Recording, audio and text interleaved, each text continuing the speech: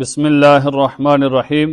آج میں جس موضوع پر بات کرنے والا ہوں وہ ہے کہ دعا مانگنی کیوں ضروری ہے۔ اس کے بارے میں 3 چیزیں آپ کے سامنے پوائنٹ کروں گا۔ پہلی چیز ہے کہ دعا مانگنا کے بارے میں اللہ تعالیٰ کا حکم ہے، اللہ تعالیٰ کا حکم سمجھ کر دعا مانگنی چاہیے۔ دوسری چیز حضور نبی کریم صلی اللہ علیہ وسلم کا ارشاد گرامی کیا ہے دعا کے بارے میں۔ تیسری چیز کہ امام علی سے دعا کے بارے میں جو سوال کیا گیا انہوں نے اس کا کیا جواب دیا۔ تو پہلی بات کہ اللہ کا حکم ہے، حضور نبی کریم صلی اللہ علیہ وسلم کے اوپر آیت نازل کی اللہ تعالیٰ نے، وَإِذَا سَأَلَكَ عِبَادِي عَنِّي فَإِنِّي قَرِيبٌ أُجِيبُ دَعْوَةَ الدَّاعِ إِذَا دَعَانِ۔ اللہ تعالیٰ نے فرمایا اے میرے نبی، جب آپ سے میرے بارے میں سوال کیا جائے، میرا کوئی بندہ آ کے آپ سے میرے بارے میں پوچھے کہ میں کہاں ہوں، تو فرما دینا فَإِنِّي قَرِيبٌ، میں قریب ہوں، أُجِيبُ دَعْوَةَ الدَّاعِ إِذَا دَعَانِ، میں تمہاری پکار کو، تمہاری دعا کو سنتا ہوں، تمہاری دعا کو قبول کرنے والا ہوں۔ تم مجھ سے کیا کرو، دعا مانگا کرو، میں تمہاری دعا کو، پکار کو سننے والا ہوں۔ قرآن کریم کے دوسری آیت کے اندر فرمایا وَقَالَ رَبُّكُمُ ادْعُونِي أَسْتَجِبْ لَكُمْ إِنَّ الَّذِينَ يَسْتَكْبِرُونَ عَنْ عِبَادَتِي سَيَدْخُلُونَ جَهَنَّمَ دَاخِرِينَ۔ فرمایا مجھ کو پکارو، میں تمہاری پکار کو سننے والا ہوں۔ إِنَّ الَّذِينَ يَسْتَكْبِرُونَ، بے شک وہ لوگ جو میری دعا سے، میری عبادت سے تکبر کرتے ہیں، فرمایا کہ میں ان کو ذلیل و رسوا کر کے جہنم میں ڈال دوں گا۔ کتنی بڑی وعید ہے ان لوگوں کے بارے میں جو اللہ کی عبادت سے تکبر کرتے ہیں۔ اور حضور نبی کریم صلی اللہ علیہ وسلم نے فرمایا کہ الدعاء هو العبادہ، دعا ایک عبادت ہے۔ دیکھیں ہم یہ تو دعا عبادت ہے، لیکن ہم اللہ تعالیٰ سے اپنی ضروریات مانگ رہے ہوتے ہیں، اپنی شکوے شکایت اللہ کے سامنے بیان کر رہے ہوتے ہیں کہ یا اللہ مجھے فلاں چیز کی ضرورت ہے، یا اللہ فلاں آدمی نے میرا نقصان کر دیا، یا اللہ مجھے فلاں چیز کی ضرورت ہے، میری فلاں دعا کو قبول فرما۔ اللہ سے ہم اپنی شکوے شکایت یا اپنی ضروریات کا مطالبہ کر رہے ہوتے ہیں، لیکن فرمایا تم تو دعا کا مطالبہ کر رہے ہو، اپنی ضروریات اللہ سے مانگ رہے ہو، اپنی ضروریات اللہ کے سامنے پیش کر رہے ہو، لیکن اللہ کے ہاں اس کا اتنا بڑا درجہ ہے کہ اللہ نے اس کو درجہ یہ دیا کہ یہ ایک عبادت ہے جو، اور اللہ تعالیٰ خوش ہوتے ہیں کہ جب بندہ اللہ تعالیٰ سے دعا مانگتا ہے تو اللہ تعالیٰ خوش ہوتے ہیں۔ نسائی شریف کی حدیث ہے، فرمایا حضور نبی کریم صلی اللہ علیہ وسلم نے من لم يسأل اللہ یغضب علیہ، فرمایا جب اللہ سے سوال نہیں کیا جاتا تو اللہ کا غضب نازل ہوتا ہے، اور جب اللہ سے سوال کیا جاتا ہے تو اللہ خوش ہوتے ہیں۔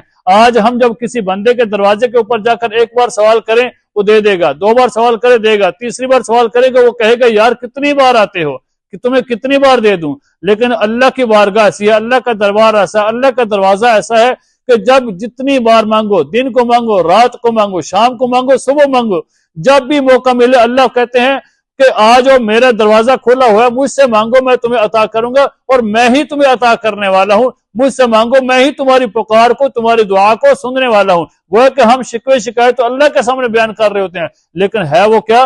عبادت ہے۔ اور حضور نبی کریم صلی اللہ علیہ وسلم نے اس کے بارے میں شاہ فرمایا الدعاء هو العبادہ، دعا ایک عبادت ہے۔ پھر فرمایا کہ الدعاء مخ العبادہ، عبادت کا جو مغز ہے وہ دعا ہے۔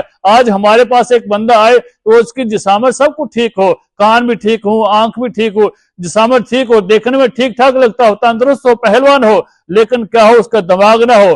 آج ہماری مجلس میں آئے، ہم اس کو پیار سے محبت سے بٹھائیں گے، کہیں گے کہ آؤ میرے پاس بیٹھو، ہم چائے دیں گے، پانی دیں گے، اس کو جو کچھ ہم کھانے پینے کی اس کو چیزیں دیں گے کہ یہ لو کھا لو پی لو بیٹھو۔ لیکن کیا وہ جب ہم جس چیز کے بارے میں ہم بات کر رہے ہیں، مشورہ کریں، وہ کہے کہ میں آپ کو اس کے بارے میں رائے دیتا ہوں، تو بندے مسکرا کے کہیں گے کہ یار بیٹھ جاؤ، تم چائے پیو پانی پیو، لیکن ہم اس کی بات کو اہمیت نہیں دیں گے۔ کیوں؟ کہ اس کا دماغ نہیں ہے۔ کیوں؟ سب کچھ ٹھیک ہے لیکن دماغ نہیں ہے۔ آج ہم اللہ کے ہاں عبادت تو کرتے ہیں، نماز پڑھتے ہیں، روزہ رکھتے ہیں، زکوٰۃ دیتے ہیں، فرمایا کہ جب تم عبادت کر لو، اللہ کے حکم کو پورا کرو، تو دوسرا حکم یہ کہ تم دعا بھی کرو، دعا مانگو۔ پھر اس دعا کو قبول کروانے کے لیے، ہم اس عبادت کو قبول کروانے کے لیے اللہ تعالیٰ سے دعا مانگنی چاہیے۔ آج ہم دعا مانگتے ہی نہیں ہے، دعا کو کوئی اہمیت نہیں دیتے۔ ہم نماز پڑھ لیتے ہیں، 10 منٹ لگا کے، 15 منٹ لگا کے ہم نماز پڑھ لیتے ہیں، لیکن 2 منٹ بھی کبھی ہم نے بیٹھ کے اللہ سے دعا نہیں کی۔ ہمیں آج ہماری ناکامی کا سلسلہ یہیں سے شروع ہوتا ہے کہ ہم اللہ کی عبادت کو ادھورا چھوڑ کر جا رہے ہیں، ہم پوری عبادت نہیں کرتے۔ ہمیں چاہیے کہ اللہ کے سامنے دعا کرنی چاہیے، اور دعا کے اندر اپنی ضروریات کو جو ہم نے عبادت کیا اس کی قبولیت کی دعا مانگنا کہ اللہ اس کو قبول و منظور فرمائے۔ کل حضور نبی کریم صلی اللہ علیہ وسلم نے شاہ فرمایا کل قیامت کے دن اللہ بندے کو بلائیں گے اور پوچھیں گے کہ بندے بتا میں نے تجھے حکم دیا تھا دعا کرنے کا، تو نے دعا کی تھی؟ بندہ کہے گا یا باری تعالیٰ میں نے دعا کی تھی۔ اللہ کہیں گے بتا پھر کون سی ایسی دعا ہے جو میں نے قبول نہیں کی؟